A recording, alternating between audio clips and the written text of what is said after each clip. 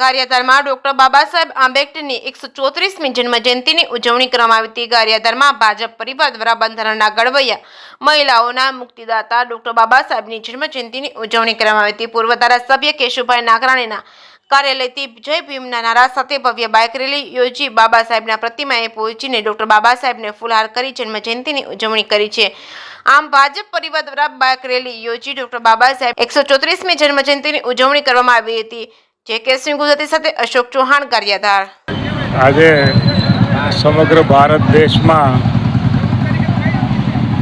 પૂર્વબંધની doctor Baba Saheb આંબેડકરની 134મી જન્મ જયંતિ ઉજવી રહ્યું છે।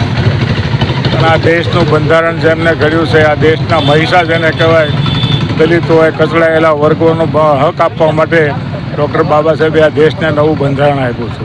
અને એ બંધારણ આજ સુધી સમગ્ર દેશના પછાત વર્ગના લોકોનો કંઈક ને કંઈક ફાયદો થાય છે, કંઈક ને કંઈક એનો અમલ પૂરેપૂરો થાય ને દલિત સમાજના લોકોને પણ પોતાનો હક મળે, કચડાયેલા લોકોને પણ પોતાનો હક મળે, એની માટે એક વિરાટ નેતૃત્વ બાબા સાહેબ આંબેડકરે આપ્યું છે આ દેશને, અને આ દેશનું બંધારણ ઘડ્યું છે। બદલ 134મી જન્મ નિમિત્તે મારી પણ ખૂબ ખૂબ શુભેચ્છા પાઠવું છું। અસ્તુ, જય ભીમ।